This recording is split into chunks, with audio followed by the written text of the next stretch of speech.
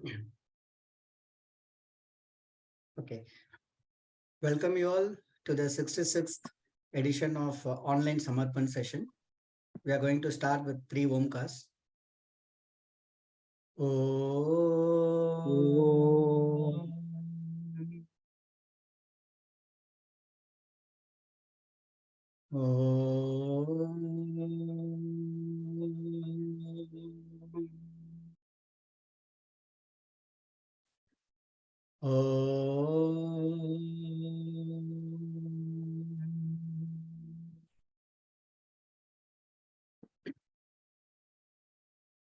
Om Shri Sairam.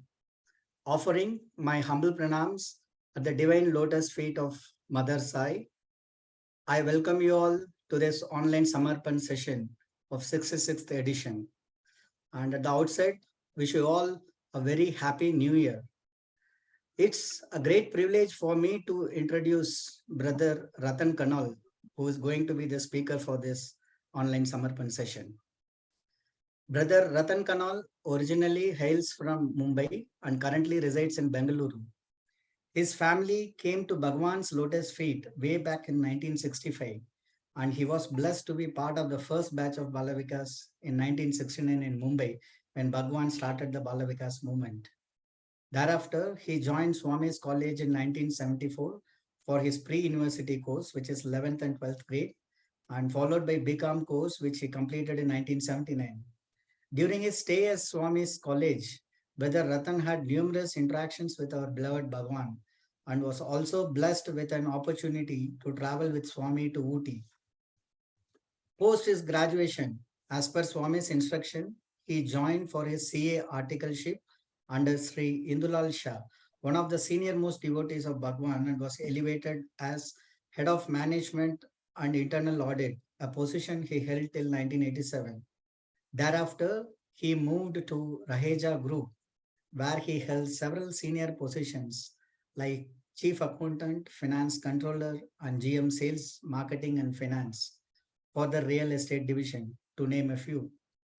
He later became a CEO of a real estate company. Overall, Brother Ratan has over 36 years of work experience across hotels, real estate, investment banking, and financial service sectors. And currently, he provides management and strategic consulting to them. He is also a mentor to few startups. So it's going to be a wonderful session, and I welcome you all to get immersed into the experiences and the outcomes of the learnings from Brother Ratan Kanal. Over to you, sir. Saram to you all. Most humblest pranams at the lotus feet of our adorable Almighty Bhagavan Sri Satsang Baba. Respected elders, sisters and brothers of the Sai family, and fellow pilgrims in the divine path. As brother just mentioned about me, my parents had come to Bhavan in 1965 when Swami had gone to Chennai, and my aunt was staying in Chennai, and my mother and my father had gone to Madras for having a darshan. And in 1968, Swami came to Bombay. So that is where I had my first darshan of Bhagwan. 1970, 1969, I joined the Balvikas started by Mr. Salenkar. So that is my initiation into the Sai fold. And in 1970, there was this play called Bhajar Govindam in Bombay by the Balvikas. And we had staged this in front of Bhagwan in the in the hall downstairs. And Swami loved the play. He really liked the play. And after the play, I had a very small role, but then it was just a privilege to be in front of Bhagwan. And he came backstage and he talked to everybody. Then I just asked him some question, and he materialized uh, laddu, and he gave it to me. That, of course, laddu, I had it, all the participants in the play had it, the drama troupe had it, the backstage people had it, everybody had it, but the laddu did not get over. Now, that for me was the first time I was experiencing his. That for me was the time when I could, you know, I won't say surprised, but yes, it was the first miracle I had physically witnessed. Uh,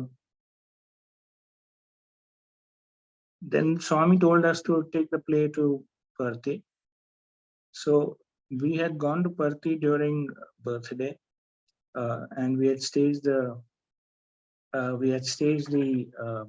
play there in front of Bhagwan, and this was done in Purnachandra Auditorium.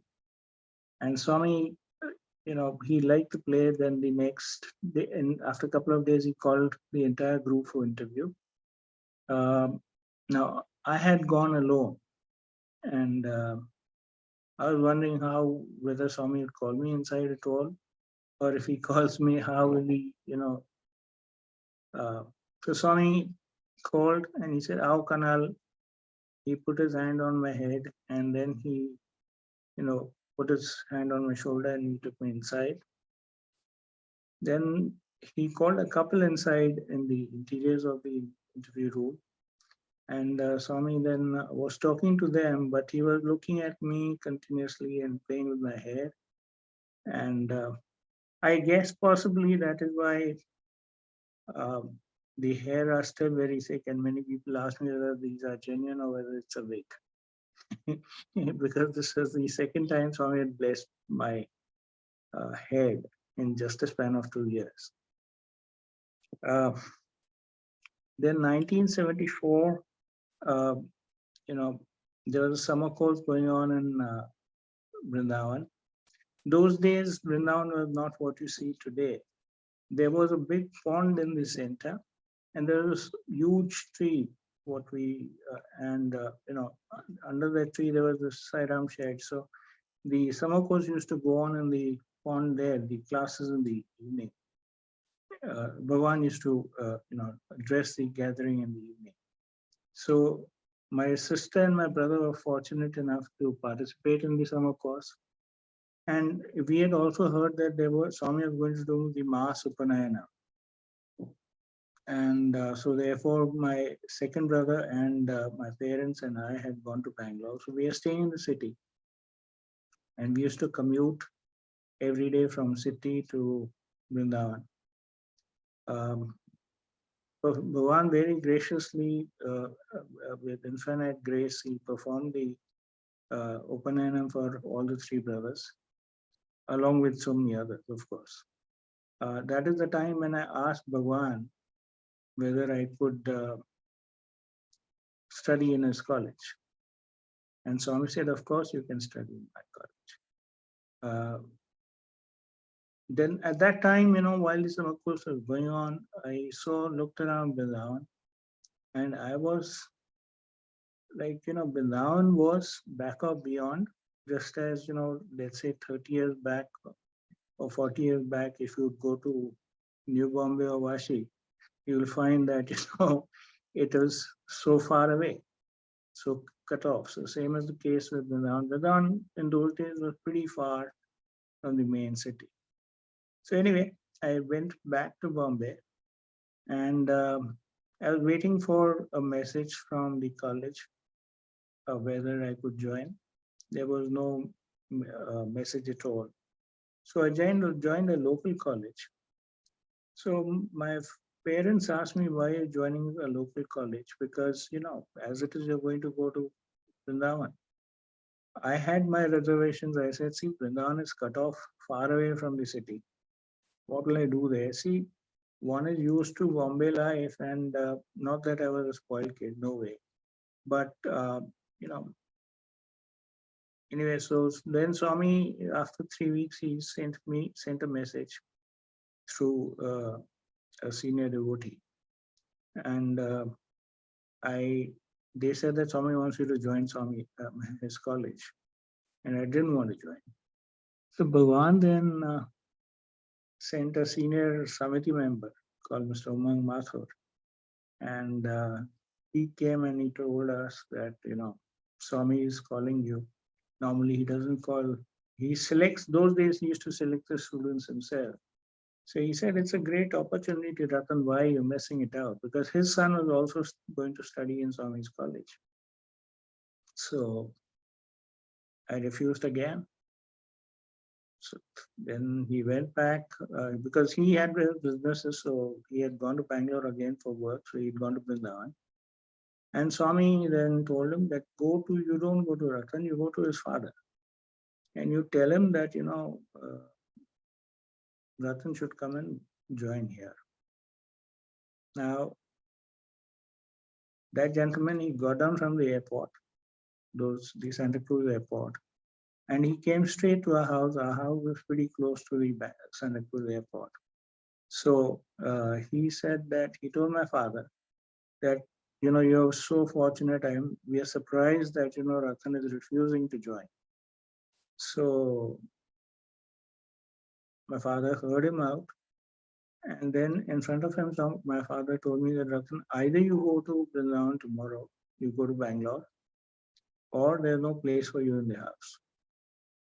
So I, reluctantly agreed, accepted. And next day I flew off to Bangalore and went to Vrindavan. But ironically, Bhagwan was not in Vrindavan at that time. So I joined the hostel, but the heart was just not there. Anyway, in a month's time, Swami came to Vrindavan. Swami was in Parthi. So in a month's time, Swami came to Vrindavan. And he used to give darshans in the Sairam shed. And in those days, there would hardly be about 100, 200 people on a weekday in the evenings for darshan. Because Bangalore was very far away. So the city was very far away. So after giving darshans, he came straight to the hostel. The hostel was where you have the foreigners block in, where now you have of course, the Diversity Museum there. So Swami used to come there. The hostel was, a kind of a shed. It had a tin roof. It was a proper building, but then there was a tin roof on top. So Swami came to the hostel and he sat there. Then he spoke to me and he said, "You are Ratan Kanal and you acted in the drama in Bhaj Govindam and Bal Vikas." I was astonished because, I knew he was the Lord of the universe. I mean, he was the creator of this marvelous creation. But for him to remember me, I mean, who was I? What was I? I was nothing. I was nobody. But Bhagwan very graciously, he said that you had participated in the play. And that was instant recognition by Bhagwan. And so then after that, Swami used to, come chat with us in the evenings.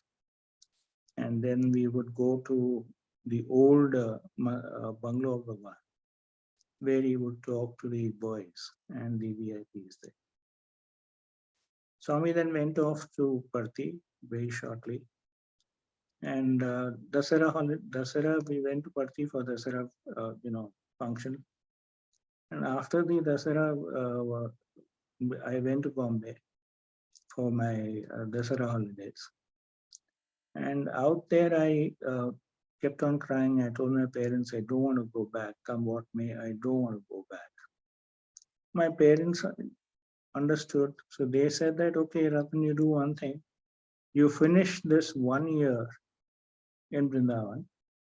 And at the end of the year, if you don't like it, then you are always welcome to come back. So with a heavy heart, I went back to Bangalore. And then on birthday, out of the blue, Swami, we were there inside Purnasana Auditorium. So Swami asked me to speak in Hindi. in Purnachandra Auditorium. He told me in the morning, and by evening I had to speak. I was shell shocked because, in front of so many people, you know how big Purnachandra Auditorium is, and the birthday, the crowd used to be huge. So I don't know what I spoke to this day. And I just begged of Bhagavan that you talk through me, because frankly, I don't know anything. Bhagavan said, don't worry, I'll take care.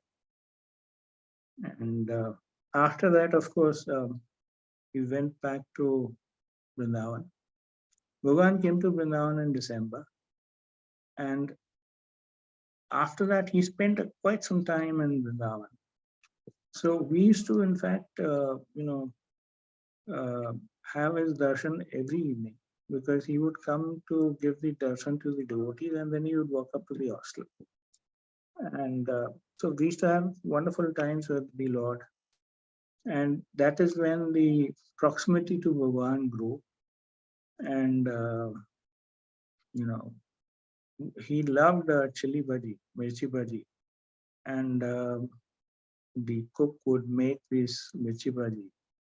And Bhagavan had mirchi bhaji, and then he started coughing. And we were surprised. Bhagavan said that, see, nature is not sparing me also, because while you all are watching, you all are not having anything. I'm eating alone, so nature is punishing me. Coming from God, the creator of nature, the creator of universe, saying this was big, frankly. And he would often joke with each and every boy, one by one. On given day, he would pick up some boys and he would make fun of them. And he would crack jokes just to lighten the atmosphere and to build up an intimacy with the boys. And indirectly also give a lot of lessons to us. So that was absolutely phenomenal. Then, so in 1975, early 75, Swami had decided that he will stage a play called Bhaj Govindam. So Swami himself was directing the play. And to my good fortune and as an infinite grace, I was also a part of the play. It was a very small role. The matter of fact was that it's small or big. One got a chance to be close to him, see him directing the play, correcting, changing and chopping roles. So that itself was a big plus. And then Swami said that, we'll take this play. And so the senior devotee from Bombay had come. So Swami said, boys have staged a very good play. And so he requested Bhagavan to bring them to Bombay to stage it. So Swami said, I'll bring the boys to Bombay to stage the play. So he took us to Bombay, and we staged the play in Shanmukhanand Hall. That was a roaring success. Shanmukhanand Hall was packed in 1975 May. 12th May was is the anniversary of Dharmakshetra. And Swami is absolutely thrilled because the whole crowd loved the play. So after that, then of course, Swami would shower so much of love on each one of us. We had photo sessions, he materialized things for various boys. And then came the time that Swami was going back, and he asked my friend and brother Vikram Mathur and me to stay back and spend the holidays with parents. So tears started rolling down my cheek. And everybody was, then Swami called the senior devotee and my father to his room. And he said, see, you people were saying that Ratan will never spend more than 1 year in Vrindavan. Out here, he is crying. He doesn't want to stay back in Bombay, and he is crying profusely. You can see the tears rolling down his cheeks, and he wants to come back to Vrindavan. So they were absolutely stumped. But Swami said, okay, I promise you, within 1 week you come back, you spend a week with your parents, and then you come back to Vrindavan. So we just took namaskar and we stayed back.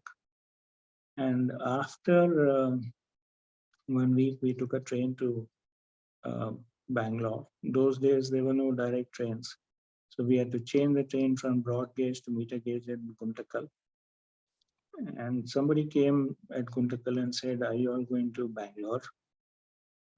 Who could that person be and how would he know in a crowd that, we were going to Bangalore? Anyway, he took us to he said there's a bogie which is going to get attached. So he took us there. We went inside. We slept off. The bogie got attached. And the next day morning, 6 o'clock, the train was supposed to reach Whitefield. The train was late, so it was 7 by the time we reached Whitefield. And there were several volunteers who said that get down, we'll bring your luggage. There was hardly any luggage anyway. But they said that, we'll take your luggage, you just run, Bhagwan is waiting for you. So we both were like, shell shocked. We were scared. Where did we go wrong? What happened? So anyway, we ran to Vrindavan, young legs. So we ran, and Ram Ramam Gar was waiting at the gate. And he said, hey, jaldi jao, Swami aapka raah dekhta hai. Heartbeat was racing, absolutely. So we both held each other's hands and just prayed, and we ran inside the bungalow. Swami was pacing up and down. And then Swami said, क्या हुआ? क्यों late हो गया? So he said, Swami, train was late by 1 hour. आप लोग बहुत थक गया होगा. You must be very tired because, it's been such a long journey. We said, no, come, I'll feed you all breakfast because you all haven't had dinner also. And Swami then served with his own divine hands, both of us breakfast. When you think of such things, even today, tears just roll down. After all, here sees the Lord of the universe. Anyway, after that, they were just about, everybody had gone for home for summer vacations, and there's just 10, 12 of us. And we used to go upstairs every day from 6:37 in the morning and spend the entire day, except in the afternoon time when Bhagwan would retire for his so-called siesta. We'd spend the entire day with Bhagwan. And he used to sit and talk to us about the life of Lord Krishna with the Gopikas and the and the Gwalas, the kind of devotion and attachment they had with Lord Krishna. It is, I know that is when we found and we understood why they are so famous even today. Because the bond and the love which they had for Krishna and vice versa is what history is made of, frankly. And he also talked about, the relation with the Pandavas had with Lord Krishna, and particularly about Arjuna. And there were very important lessons which he had given. And pointedly to me, he said, Ratan, why Krishna, Swami gave the Lord Krishna expounded the Bhagavad Gita to Arjuna. Then he told us that, Arjuna and Lord Krishna were walking in the forest one day, and then Lord Krishna pointed out, see, there's a peacock there. So Arjuna said that, yes, that's a peacock. Then Lord Krishna said, no, but this is actually a, this is a cuckoo. It's not a peacock. So Lord Arjuna said that, yes, it's a cuckoo. Then Lord Krishna said, no, this is a crow. He said, yes, it's a crow. So Lord Krishna said, don't you have a buddhi of your own, that you are, whatever I say, you're saying yes. So Arjuna just fell on Lord Krishna's feet and he said, you're the creator of the universe. Even before I say that, no, it's not a crow, but a peacock, or it's not a peacock, but a cuckoo, you would convert that into whatever you had said. So that is the kind of faith Arjuna had in Lord Krishna. And the other thing was that Arjuna never, he never regretted anything. And how Lord Bhagavan would say this was that, Arjuna did not have paschatap or puratap. So that means that, he never regretted anything and he never worried about the future. Very, very, very important lessons. Why? Because Arjuna had surrendered himself to Lord Krishna. And the third thing was that Arjuna had single pointed focus, which he had learned from his guru. And of course, he had that learning was ingrained into his lifestyle. He inculcated that from Lord Krishna's teachings. So he had a single pointed focus. And that is how he could look at the reflection of the eye of the fish while shooting the arrow from shooting the arrow, and that is how he won the alliance of Draupadi. So Bhagavan said that learn these lessons, because this is something which will it'll help you in life if you have single pointed focus. If you learn to surrender completely to God, and third was have implicit, unwavering, unflinching faith in God. These are the three most important lessons which you must inculcate.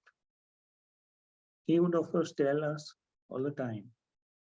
So those days it was summer, it was hot, and some of us used to sleep in this ashram shed. Mind you, we did not have any fans in the hostel.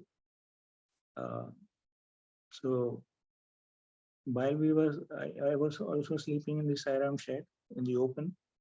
We had a lot of sandalwood trees, so the cobras would come out at night. We had cobras, the snakes, and they would roll past our legs, and we used to just hold our breath and then let them pass away. So one day in the evening when Swami came to the hostel, he said, "Dar lagta hai, Ratan?" I said, "Yes, Swami, I'm scared." "Saap se dar lagta hai?" I said, "Yes, Swami." So he materialized vibhuti and he gave it to me. He said, "आज के बाद कभी डरने का नहीं." And from that day, with his infinite grace, to this day, I've never been scared of anything. He said, fear of sin and love for God. Because people say, people always keep saying, be scared of God. But he said, God is not a demon to be scared of. God is the form of love. So you need to love God and have the fear of sin. So that is what one learned there. Those very, very, very important lessons. And Bhavan in the evenings used to talk to the boys and the VIPs in the bungalow inside. And he would talk in Telugu. There was no translation per se. So one day while talking, he was not giving a discourse, and discourses used to be translated. But on a daily basis, on the weekdays, he would just talk. And I was also sitting and close to him. So suddenly he turned while talking. He looked at me and he said, "समझता है Swami क्या बोलता है?" I said, "No, Swami, I can't understand a word." "Telugu सीखने का है?" I said, "Yes, Swami." He called me, said, take namaskar. I took namaskar. He put his hand on my hair. And that's it. I went and sat back on my seat. From that day onwards, that moment onwards, I could understand what Swami was talking about in Telugu. Except, of course, the poems which he sings and the couplets which he sings in the beginning of the discourse. I can understand every word of what Bhagavan would talk and vice versa. After that day, in fact, he started talking to me in Telugu. These might what we might call as miracles, but this is just a example of his infinite love, absolute infinite love. So 75 was a golden year. It was the 50th birthday of the Lord of the Universe. So we had gone to Gokulam. Those days, the Gokulam was being constructed in Parthi. So we would go in the morning. We had actually gone for Gokulashtami. So we would go. Swami had given us banyans and dresses for working there. So he would, we used to we used to finish our breakfast by 6:30. We used to go to Gokulam and no mandir, no darshans, nothing. We used to sit and work there, laying the bricks and laying the stones for the base of Gokulam. Swami would give darshans to the crowd, and then from there he would come to Gokulam. He would bring biscuits for the boys, and he would distribute the biscuits personally to every boy. By then there were 100 of us, and he would then sit on the tin. The first time he came, he sat on the tin of the biscuits because the tin had become empty. He distributed the biscuits and he sat on that. So our anxiety was that, while we loved to listen to Bhagavan, but he was sitting on the tin. So, we used to get the first day we were very petrified that, Bhagavan, it must be so uncomfortable for them. So then Radha Krishna, who was there, and he also noticed, and of course, so the next day he brought a proper, we had already, they had sent a chair from there. So he would come and then he would sit there and he used to joke so much. Swami is so jovial. While he would impart the absolute nectar of the Vedas and the Puranas, but he would just teach them so jovially. He would crack a joke, pick up an example from there, and then he would tell us the teaching. Those times were absolutely phenomenal. Then came the birthday function, and Swami said that I want the boys to do all the work. So trust me, the boys were, everywhere in the canteen, boys were doing plumbing, boys were doing just about everything. So we had there are 5 of us who were a kitchen gang, and the kitchen gang used to kitchen gang means we used to fry the puris, and there were 50 puris at one time in those huge frying pans. 50 puris at one time, so you had to be super fast to. But it was all his grace that this was happening. And then after that, Swami had asked actually, who wants to stay permanently with me in Vrindavan? So there are a couple of us, a lot of boys raised their hands, of course. But Swami picked up a couple of us. One brother, again from Bombay, Vinod, the leader, and myself. And he said, you all learn how to make buns and bread and biscuits, cookies, in the bakery. And we did not tell him that, Swami, I mean, of course, he knew everything, but we were working in the canteen. So after the canteen, we used to go to the bakery, which was those days opposite the uh, that was opposite the South Indian canteen. So we started making buns and biscuits and cookies, and this went on for about 40 days. And, come 22nd November 1975, we were making buns at night. The crowd was humongous. I mean, it was phenomenal crowd, unseen, unheard of, where Bhagwan was to give the helicopter darshan the next day.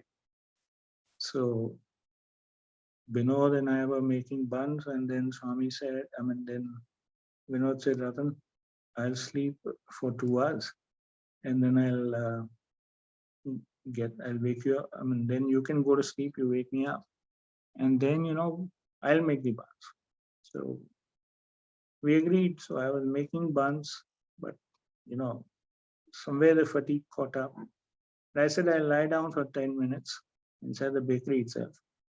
And I'll get up, and then we both will make buns.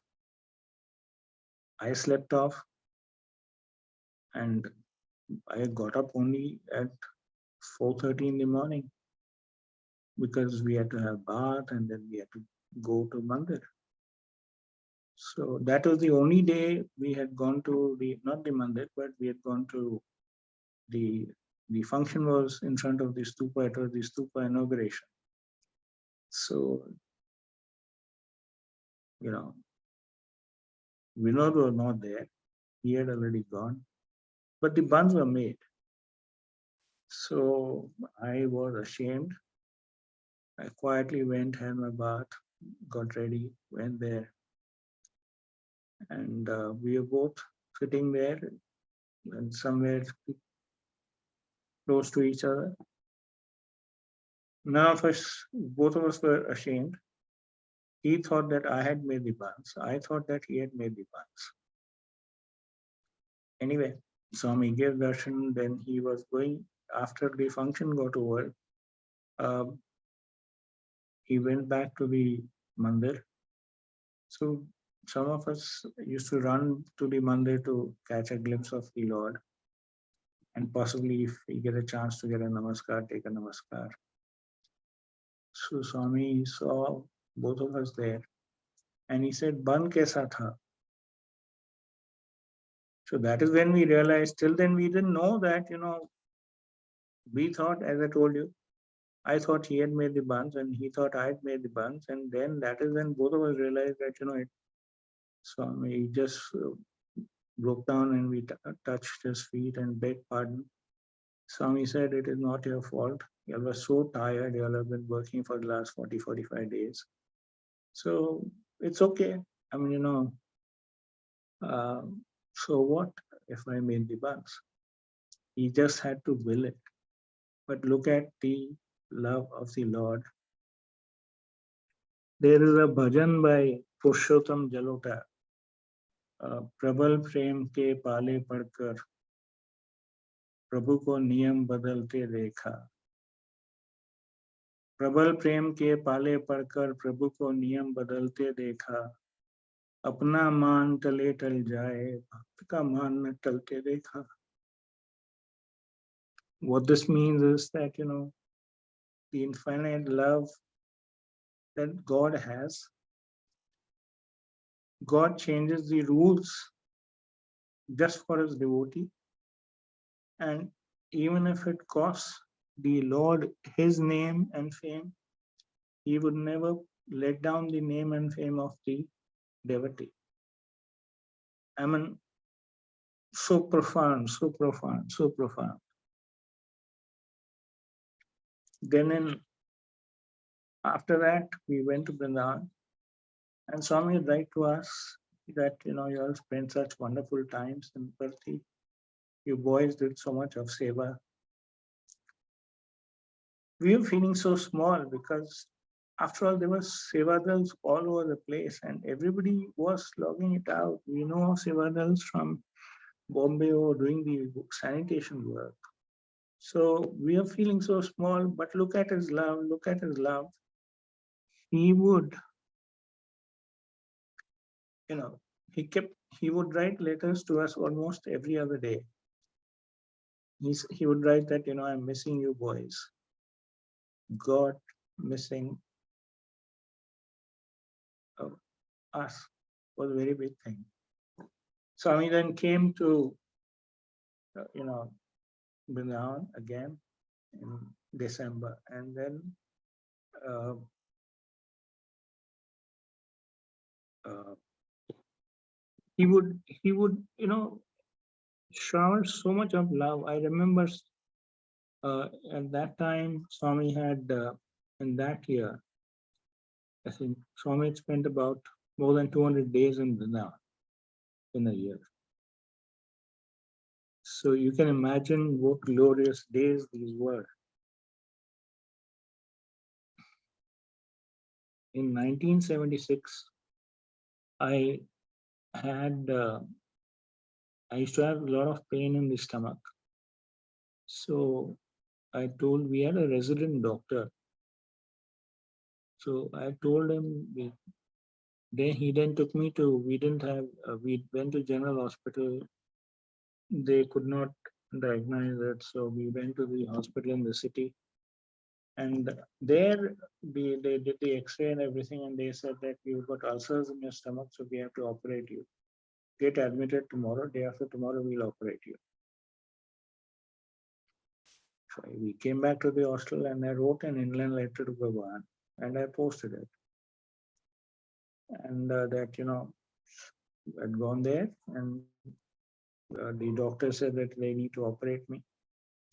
So night, Swami came in my dream, and he applied vibhuti on my stomach, and he then said, you have no more tumors in your stomach, no more ulcers. So I was grateful. I touched his feet. Next day I told the doctor. He said, we'll go to the hospital and we'll tell the doctors. So we told the doctors there in the city that can you just check once again. So the doctors said, you must be joking. I mean, we seen the X-rays only yesterday. So we just requested him. He finally took the X-rays and he found that there were no ulcers. He was stumped, and there was another hospital close by, so we went there, took another X-ray, and then it turned out that there were no ulcers in the stomach. Um, how do I say? What do I say? I mean, so much love and so much of affection. Um, I'll run across time because I think I've already used 40 minutes. So 1979, Swami performed my brother's marriage. Actually, my parents had come there to, get the approval of the alliance, Bhagwan's approval. Swami said, "ठीक है, karo." Then he said, I'm going to Mysore and I'll come back and you'll stay back. So they stayed back. So then after he came back, he asked me, Ratan, do your parents want me to perform the wedding? I was apt, absolutely, because in the best of my dreams, I couldn't have thought that Swami would perform the wedding of my brother. And he spoke to my parents and he said that Swami will perform the wedding. I'll get the pandit, but rest all the arrangements you all do. You'll take rooms in Beltur village and you'll stay there, and the wedding party can stay there. So they had got. I told them very carefully, get the list of people whom you are inviting, get it approved by Swami, so that Swami should not get upset under any circumstances. They did that, and just 1 week before the wedding, their parents had come again. Swami called them for an interview, and he said, I understand that if you stay in Beltur, all the wedding party, the family members, they'll be wearing so much of jewelry. So it is better. The second hostel was ready by then. So Swami said the second hostel is ready. The wedding party can stay there. Those who want to stay in the city can stay in the city in a hotel. So, and then Swami done all the arrangements and in a very grand manner. And he said, I'll also host lunch for the wedding party. The wedding got over in a fantastic manner as typical of Bhagwan. And then he, after 2 days, after a lot of people left, parents and immediate family had stayed behind. So Swami called everybody for interview together and then individual interview. Of course, he would never give me an interview at all. He would say, why does he need an interview? Because he's staying with me. So he called my grandmother. My grandmother didn't know much of any other language except Sindhi. So he spoke to her in Sindhi. He spoke to my grandmother in Sindhi. Nothing to be surprised of. He's the Lord of the universe. 1979, July, Swami asked me to do my CA in Bombay under Indula Shah. I refused. I didn't want to go to Bombay. So I went to Bangalore, took admission with a chartered accountant firm. I told Swami I got an admission with a CA firm there. He stopped talking to me. For 10 days, he ignored me. Those days, Swami ignoring you was a very, one can't take that even today, but those days, 10 days, Swami ignoring you completely as if you don't exist. I just fell on his feet. I told him, Swami, whatever you say, I'll do. He said, I'm telling you for your good. This will make your future. And so then I went to Bombay to do my articles under Indula Shah. And that is, after that, then in 1980, Swami had come down for his daughter's marriage. He came on 22nd of January, 1980. That is exactly 43 years back. And my duty was just below his room at the staircase of Satyadeep. Just at the foot of the staircase of Satyadeep. There was no lift in those days. So, night he called me to his room. And he said, how are you? That was the first time I had actually got an interview with Bhagwan.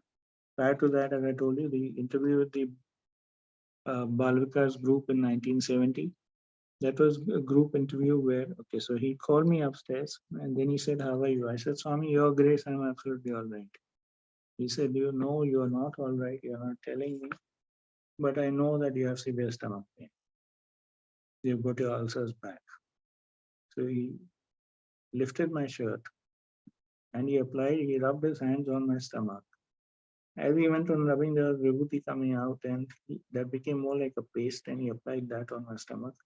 He said, your ulcers are gone. Now, after that, I just fell at his feet. After that, that was my first interview, exactly 43 years back on this day, this very day. So it's possibly providence that, and Swami told me that remember this date for your life.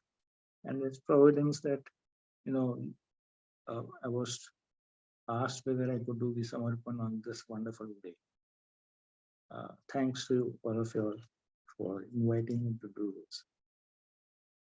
I move ahead in time, 1981, I had asked, when Bhagwan would come to Bombay, I used to ask him, he would call me sometime in the afternoon upstairs. He would be sitting in the Jula and reading letters. So I asked him, how do I do Seva, Swami? because I'm working. So he said, Ratan, if you're working honestly and with complete integrity, at the same time, you have laid down systems in your organization. So the systems are so strict that, nobody can try to pilfer anything because the systems would throw that as a variance.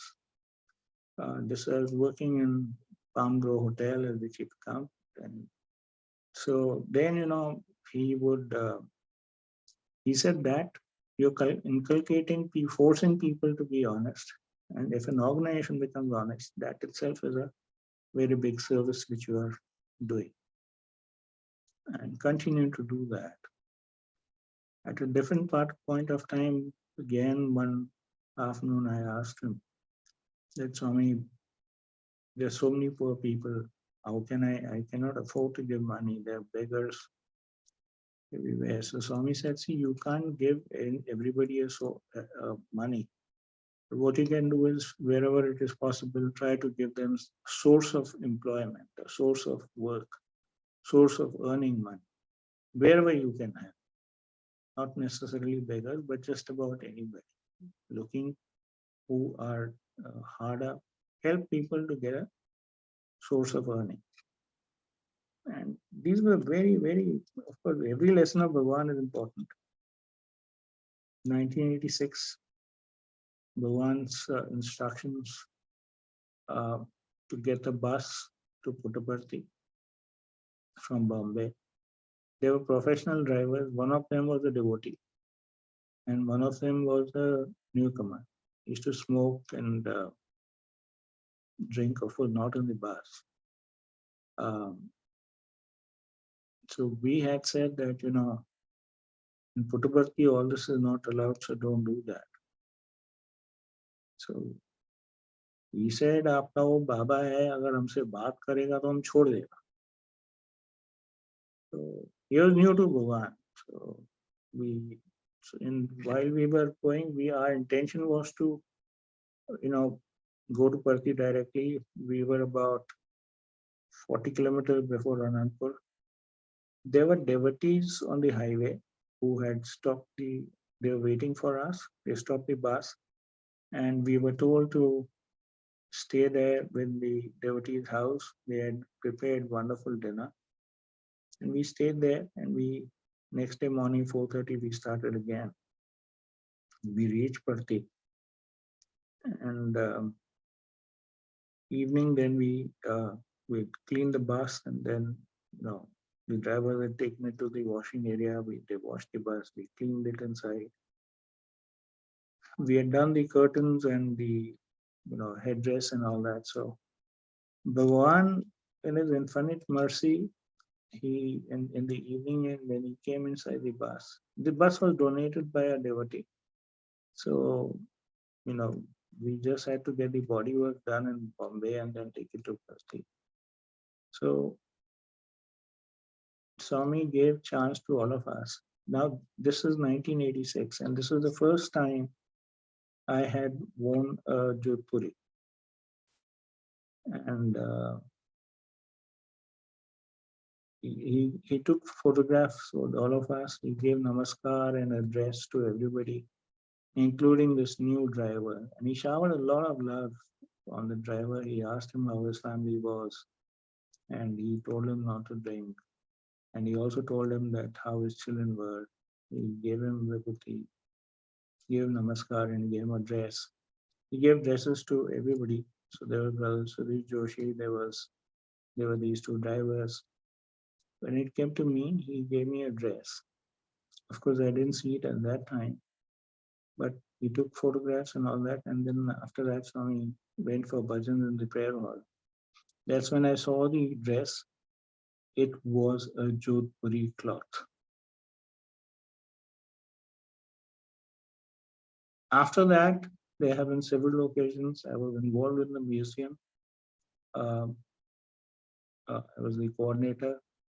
And at that time also, Bhavan had given me a Jodhpuri. And every time, now the Jodhpuri, cloth, which fabric which you would give, that was 3.25 meters, because I was wearing full sleeve. So this is how the Lord works. Um, Straight away jump. 1990, I had taken the one I commanded that, to get the Mercedes from Bombay. Some devotee had donated. So he said, just be careful that you pick the documents carefully.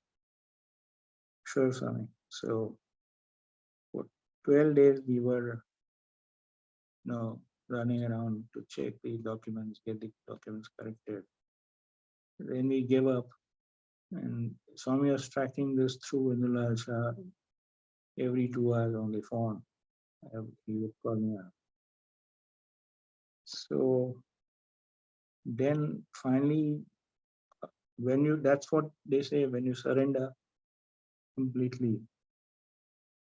On their own, the donor got all the papers in perfect order and he brought them. And Swami then told instructor that you all will bring the car to Parthi. It was 7:30 in the night. I told the senior devotee that it's too late. Can we start tomorrow morning? And we are absolutely tired because we've been running around. He said, these are Bhagwan's instructions. Bhagwan had also instructed who will sit where. So we had taken a professional driver because this was a Mercedes 500 SEL. I'm talking of the year 1991. You can imagine 1990, December, so in January 1991, I'm, 560 SEL. It was the latest car of Mercedes, and there was a professional driver, and there was this other driver who was a devotee who had also taken the bus. And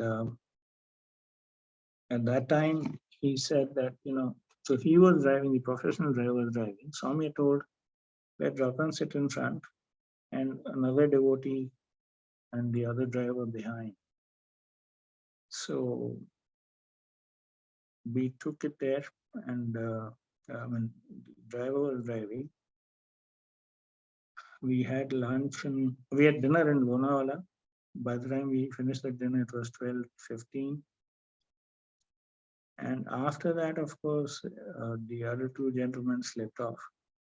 The driver was driving at 160 kilometers an hour. Those days, the roads were not so good. And we reached, of course, again, the same story. We halted somewhere, and then we drove down again. So we reached Parthi. This time, Swami did not click the photographs. He got the puja of the car done. He did not take the photographs. And then after that, he gave all of us dresses. And then the senior devotee went to Bhagwan and he asked, why did you insist that, who should sit where? He said, you know what? You had put other people there and they were sleeping. And this driver was driving, it's a very fast car. Driver was driving at 160 kilometers an hour. And to keep himself awake, Ratan had picked up the toothpicks from the hotel in Lonavala, and he kept on pricking himself just so that in the pain he could not sleep. He would not feel sleepy. I'm not trying to say that I had done anything, no way. But, Swami's boys, one thing one has seen that once they're given a work job, once they're given a task, Swami students, in fact, not just boys, they will do anything to try their level best to fulfill that task which have been given directly by Bhagwan. Anyway, come 1991, a devotee, I used to, in between from 84 onwards, whenever Bhavan would come to Bombay, I used to drive down from Satyadeep to, I used to get the privilege of driving down from Satyadeep to uh, Shantideep and back. And Swami would sometimes talk to me in the car again, because by then my duty was shifted to guest house, because a lot of guests used to come with Bhagwan. So Swami said, you take care of the guests. So uh, there was a new car, a devotee had sent a new car. It was a fully automatic car, and the driver had brought it. So Swami had normally, come down from Satyadeep, go straight to the car, sit inside, and go down. Whoever was driving. That day, the driver was sitting in the car, and so um, the senior devotee, he said that Swami went directly from Satyadeep to guest house. So the senior devotee came to me and he said, Ratan, you drive this car, because we can't have a driver driving Bhavan. So I said, I've never driven this car. In the meantime, Swami came and he sat inside and he said, Chalo. So we sat in the car and I started the car. You know what Bhavan said? You think that you've been driving the journey of your life?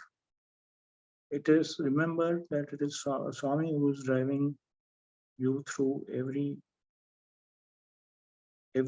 single step of your life. He's been your Sarthi. So don't think that you have been driving. I just started the car,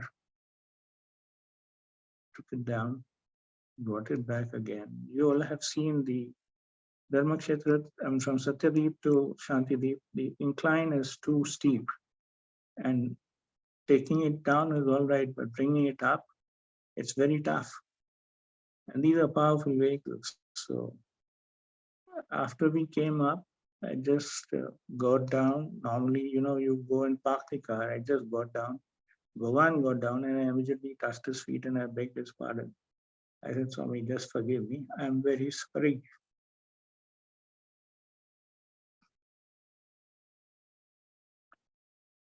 Cut to 1995. I had gone through, by then 1993, I had shifted to Bangalore. I was heading the southern operations of the real estate division of Rajas. So after that, I joined another organization of a devotee, and we tied up with a company called Myran for construction technology. So they had taken us to show us the projects. Now, on the way back at the Singapore airport,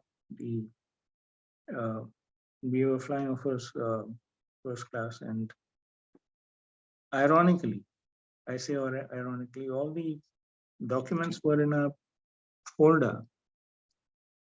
My immigration documents, immigration as in, so those I misplaced them. I don't know how. They were there till the time I had, I did the check-in.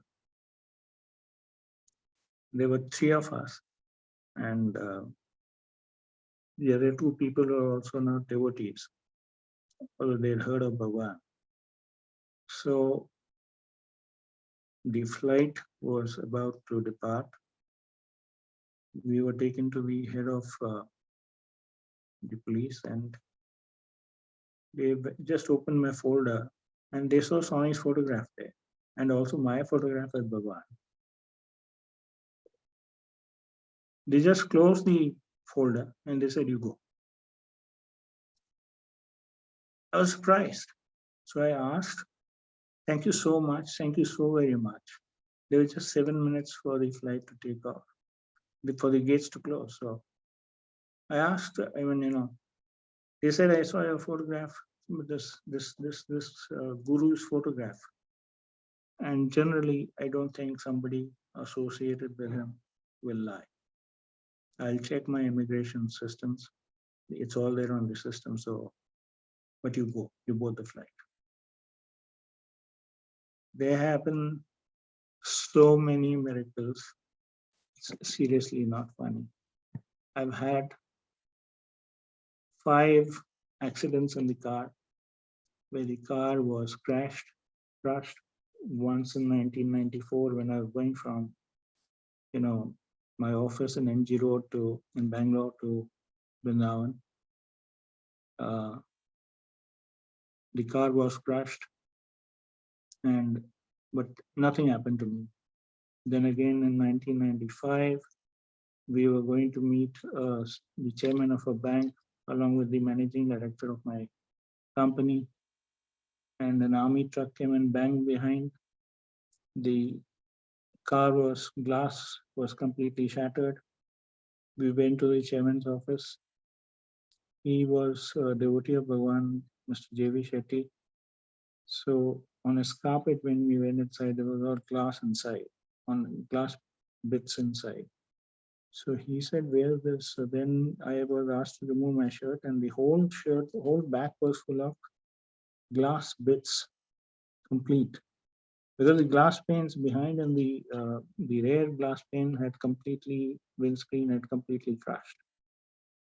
So how it got inside my shirt, not a drop of blood. I mean, every single occasion, Bhagwan has just saved me. The last accident which I had was in April 2022. I was coming back from Parthi, and once again, it's not that I was driving fast. No way, I was at 20 kilometers an hour. The guy in front of me just braked suddenly, so the car met with an accident. The front portion of the car was completely blown to smithereens. But Swami's grace, I was saved, not a scratch on the body. So there have been several such cases, and he has saved every single time.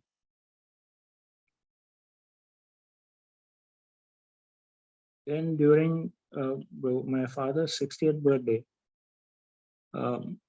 they had gone to Parthi, and Swami had told them that, Swami, Shashti Purti, Swami ignored him.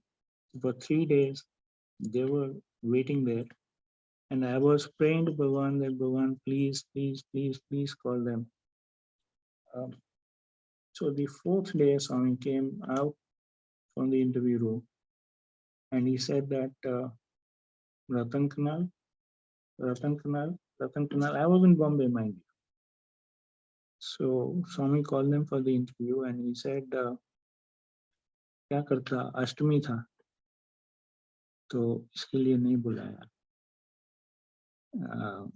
Then of course he gave them an interview. He gave them 3 interviews in a row. My father got scared and he called me up, and I told him that I'm absolutely all right. I didn't want to tell him that I was just praying continuously that they should get an interview and Swami should bless them.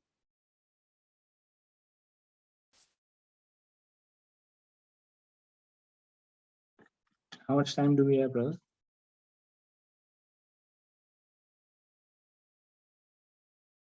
Yeah, you can continue another 10 minutes. Okay. I have already mentioned in my previous Samarpan that there was a museum being made in Parthi, Chaitanya Jyoti, and I was the coordinator for that. So Brother Hira had brought the temple for the Japanese shrine, and by the time we could get it clear, now mind you, I was made the coordinator for the customs for the museum, and that meant getting clearances from the customs. So every day I used to be there at the customs. I was just doing, I was a financial controller. I didn't know head or tail about customs because we had specialized people doing that for our organization. But then when he's doing it, we just give it up to him because it's his command. So you just leave it to him, you surrender to him, and you just beg of him to take over. And everything went off smoothly. So When this, by the time we could clear this Japanese shrine, uh, Brother Hira said we'll charter a flight the next day. Mind you, these were times when there were no private aircrafts. Private airlines. So I said, we'll see later. Right now, let's go to Dharmakshetra. So then suddenly the truck driver comes and he says that, किधर लेके जाने का? I said, वो Mahakali caves लेके जाने का है. किधर? धर्मक्षेत्र जाने का? I was like stumped. Then he said, but किधर के लिए? I said, this is for somewhere near Bangalore. किधर? तो he said, अनंतपुर है उधर, आंध्र प्रदेश में उधर. बोला पुट्टपर्थी जाने का? He said, yes. So he said, I've just come back from Puttaparthi, the shrine of Shri Baba there. I had taken it there. I'd left it there, and I came back. I was going to my house opposite Dharmakshetra. There was something in me which was saying, go to airport, go to customs, go to airport, go to customs, go to airport, go to customs, and I came there. So Hira and I were looking at each other. After the whole thing got loaded, of course, this man had his people. We just hugged each other and we prayed to Bhagwan then and there. And knowing Mr. Hira, out there on the road, he fell down on the ground and thanked Bhagwan as if he was taking namaskar. And I also did the same thing, followed him. You have him, when you do his work, help comes from just about everywhere. We think that we are doing it, but actually speaking, it is he who is doing it. I have not mentioned in my earlier cases, in my earlier talks about 1988, when the boys had come to Bombay for staging a play, and they were staying in the ESV block there, and I was given the task of making all the arrangements for the boys. Swami landed from the airport, came there straight. It was 17th March 1988. I remember the date because that is supposed to be my birthday. And Swami did not acknowledge me, not that I was somebody, a VIP.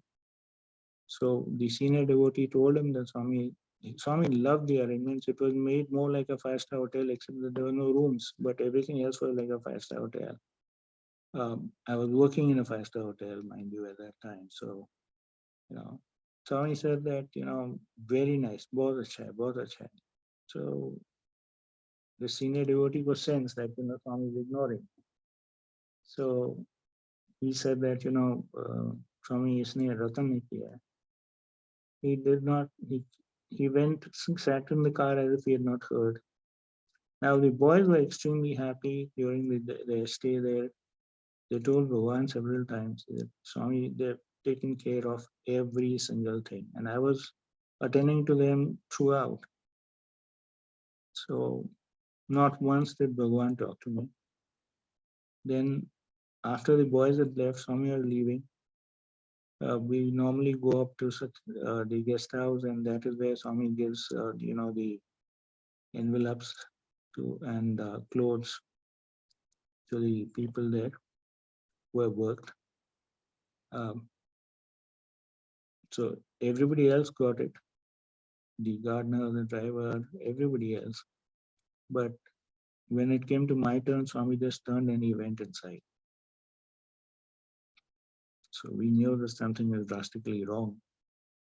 So after Bhagwan left, I was told that you take these watches to Bangalore, to Vrindavan. Because Swami they wanted Swami to approve the watch, which was for the boys.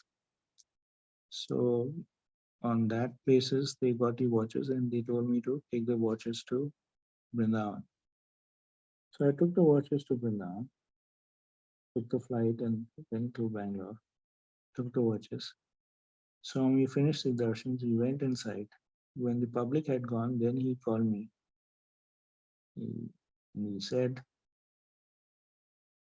I just fell on his feet. I said, Swami, maaf kar do, jo bhi galti hua. Forgive me for whatever mistakes I've done. He said, Ratan, two things. One is that everything was excellent. Everybody told me.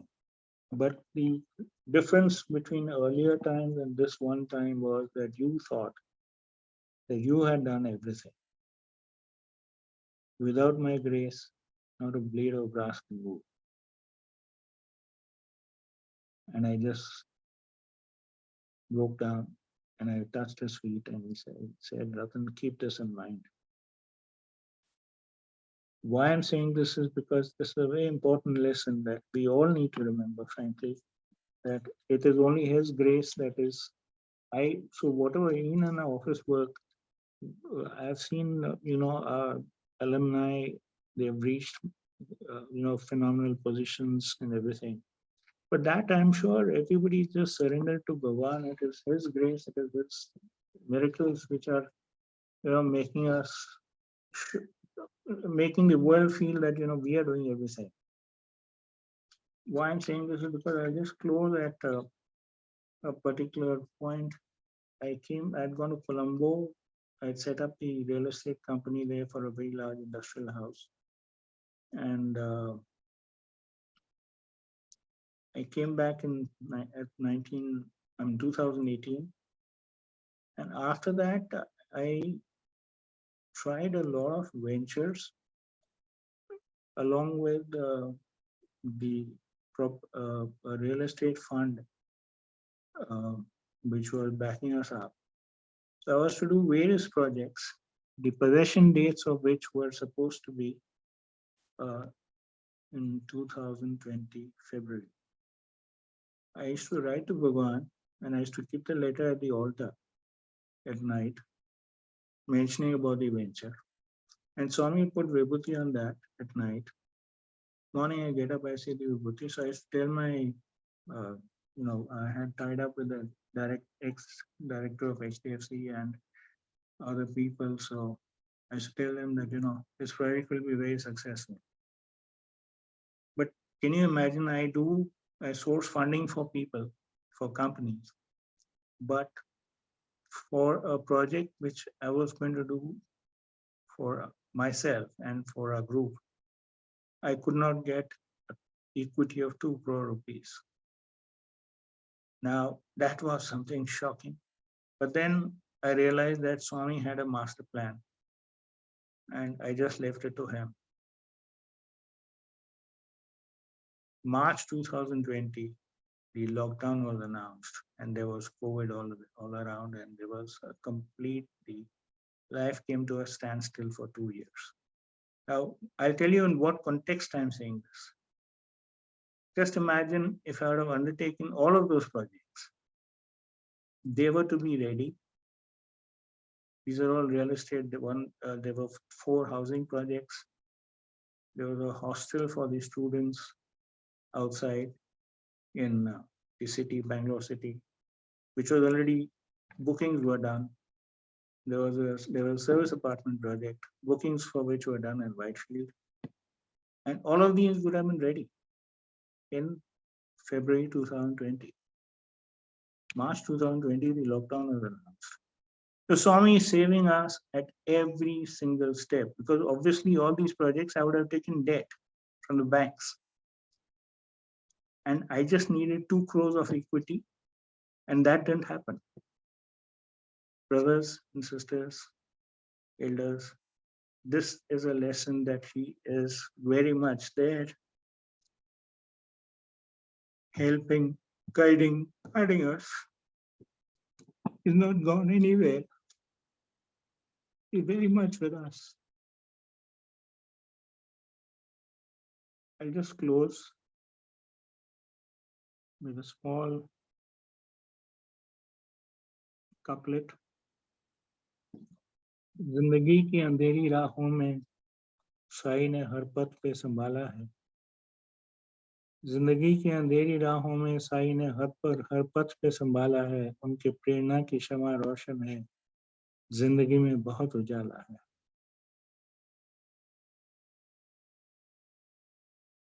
Do we have time? Yeah. You want to continue? You can continue. one just last couplet, which I think all of us would want to say. Sai जो मिल गए हैं तो ये लगता है जिंदगी में ये जहां मिल गया, एक भटके हुए राही को कारवां मिल गया. That's it. Thank you very much, everybody, for a very patient hearing. Uh, I pray to Bhagwan to forgive me if I've gone wrong somewhere. And Sai Ram to everyone. Thank you so very much.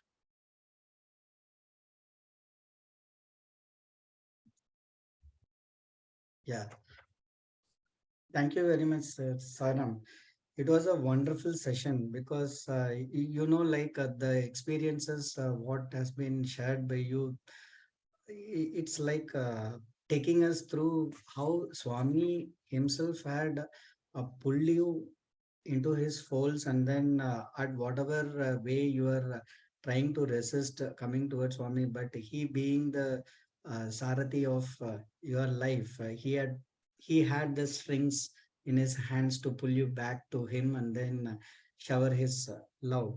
So basically, if I understand the entire session, what you had provided, the basic crux, what we need to take today is like without Swami's grace, not even a blade of grass moves. We think that we are the doers, but actually it is not. He is the one who is guiding us, guarding us, and then he is a Sarathi of everyone's life. And it is only his grace that makes everything works in our lives.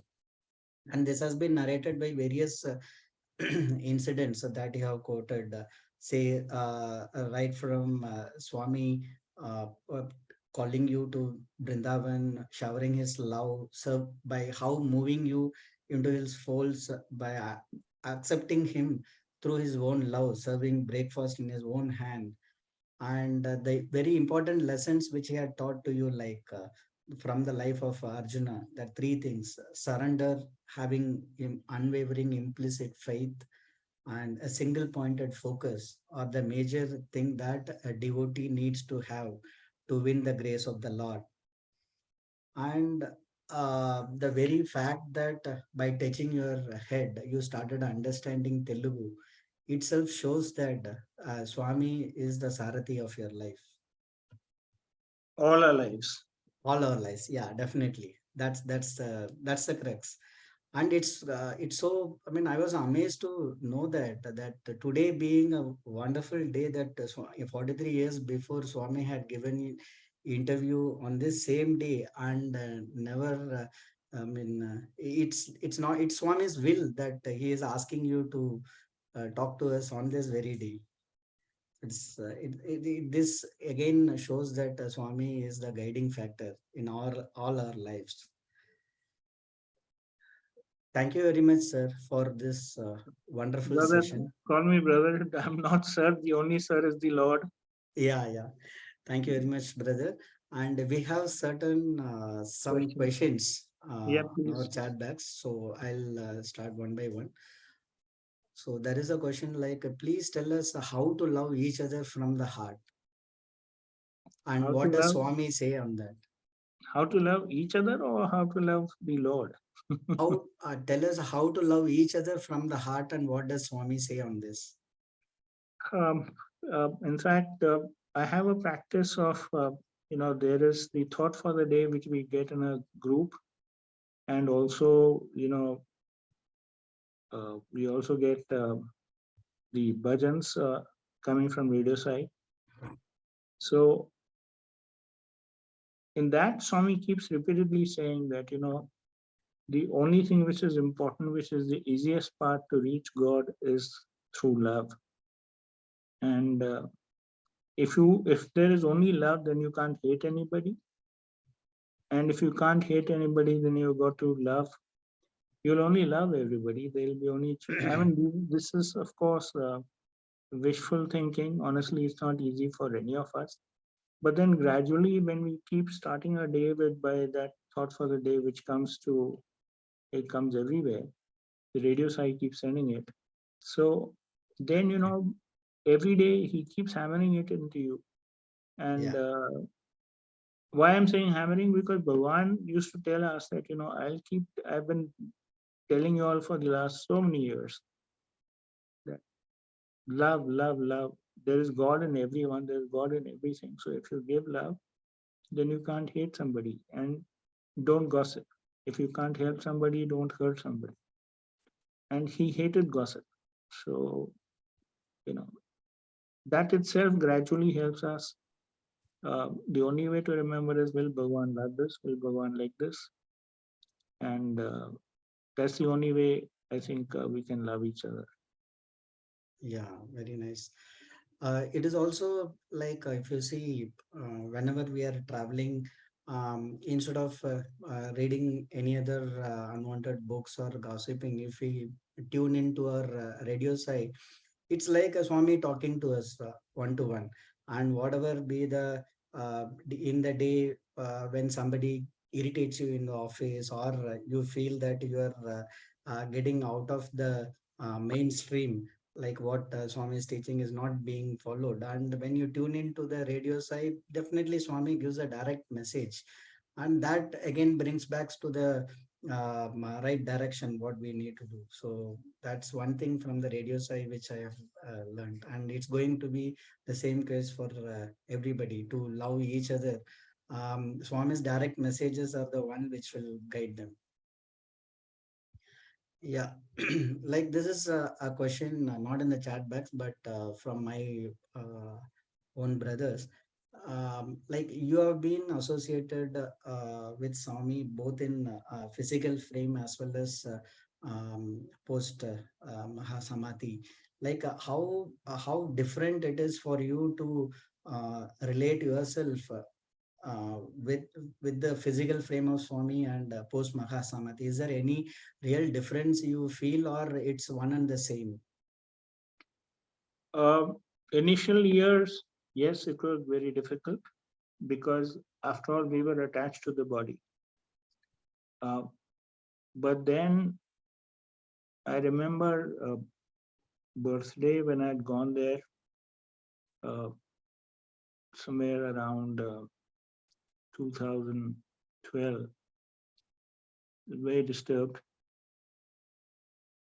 We came back and we used to have this Prem Bandham sessions, the 1st of January every year for the alumni. So what, uh, I was very disturbed, and I just prayed to Bhagwan that, Swami, how do I go back? Because it's very difficult. It's as if, when we go to Parthi, we find it's so isolated. It is so suna, as we say. It is so lonely without the physical form. You keep waiting for him to suddenly from here, Swami walk down to give darshans. He said, Ratan, I'm very much there. I'm there with you in this house. I'm there with you there. So I said, Swami, how do I? So I still remember uh, I had gone to sleep. I said, Swami, how? Where is the sign that you are there? Trust me, brother, not trying to show off, but the house is full of his photographs. Every photograph there was Vibhuti. When I got up in the morning and I saw, so I was cursing myself for asking Bhagwan for a sign and not trusting him implicitly. But then and after that, of course, uh, the one thing which I would honestly want to mention is that all of us need to establish a relationship with Swami. As in, my mother used to call Bhagwan as her mother. My um, He used to call my eldest brother as grandson. He used to call my sister's husband as son-in-law. Okay, and for me, he used to sometimes say Bangaru. Sometimes he would say Durna Pota, which means either gold or bull, whatever. But for me, of course, he's been everything. For everybody, he's been everything. But with that relation with Bhagwan, so you hear the hostel boys, singing even film songs in front of Bhagwan. Uh, like if you remember uh, in Uti, sorry, yeah, not in Uti, sorry, in Swami, when Swami used to go for summer vacation, so then, used to take the boys and Swami would sing yeah, that was Uti. So he would sing that, the boys used to sing, जब कोई बात बिगड़ जाए, जब कोई मुश्किल पड़ जाए, तुम देना साथ हमारा, ओ हम Nawaz. So, you know, it's all just feeling. I mean, you could you could listen to a film song and still think about God, and you could listen to a bhajan and still think about the world. It happens so often. It happens so often. It happens with, at least with me, sometimes, I'll be listening, while I'm having my tea and biscuits, I'll be listening to the bhajan, watching the bhajans and Swami's video, but the mind is what all I've got to do during the day. So that also happens. I'm being very forthright and honest. And there are times when there are the songs going on and you start thinking of Bhagwan all the time. So it is, when you have that relation, you can't forget. Exactly, exactly. So it's basically the relationship which we build gives this connection, whether it is in physical frame or Swami used to say, and I think this holds good for everybody. Some people would say that, oh, so and so is so fortunate, and these are VIPs, so they get to sit in front, or whatever, whatever, whatever. Swami used to say, see, I am just like a mirror. The closer you are to me, you think you are to me, I'm that close to you. If you think you're far away and you're not a VIP and Swami is partial and he's meant only for the rich, then so be it. I mean, he'll keep his distance. So it is all up to you, not up to him. It is all up to you as to how you look at him, how you feel about him. If you think that you are very close, then he will be very close to you. Yeah, sure. Swami says the distance between you and me is the distance between me and you. you. Absolutely. The next question is, have you ever been in a moral dilemma between Swami's teaching and the practical world? How did Swami get you out of this? Um, Frankly speaking, these are challenges, but we have to be steadfast in our uh, discipline. Uh, very very small example. I'm not again trying to show off, but uh, I was the number 2 position in the hotels division of the Raiders in Palmgo Hotel, and afterwards the hotel group. Uh, so we used to have the residential conferences, and it was mandatory that we used to throw the parties for the resident guests of particular corporates, and I had to excuse. I did attend a few of them, but then I had to excuse myself. I told the promoters, the owners, that see, I don't drink, I don't smoke, I don't have non-veg. So you guys, you'll by the time you'll finish your drinks, it is 12 o'clock. The dinner is served at 12 o'clock, after 12, and it is most of it is all non-veg. So kindly excuse me. I'm not trying to say anything. I'm not being judgmental. I'm just trying to say that these are the basics which we were taught. The same way, taking bribes, I've been in very senior positions, but he has always guided me that, Ratan, stick to your rules, you know.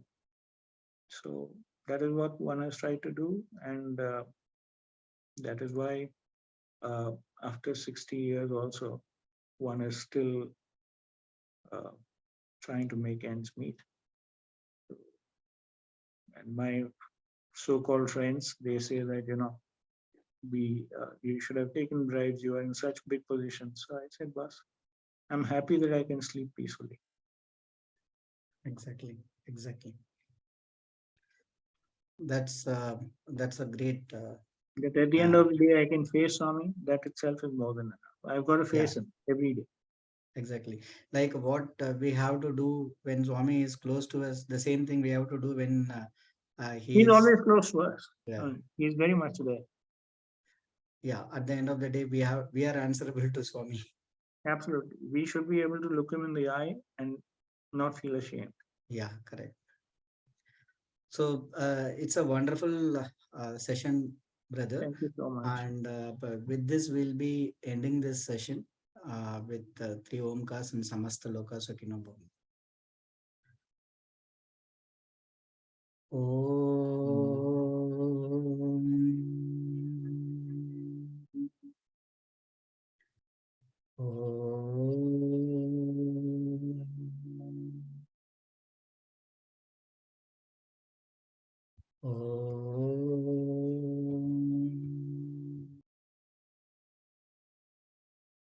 समस्तलोका सुखिनो भवन्तु समस्तलोका सुखिनो भवन्तु समस्तलोका सुखिनो भवन्तु ॐ शांति शांति शांति। जय बोलो भगवान श्री सत्य साई बाबा जी की जय। साई राम।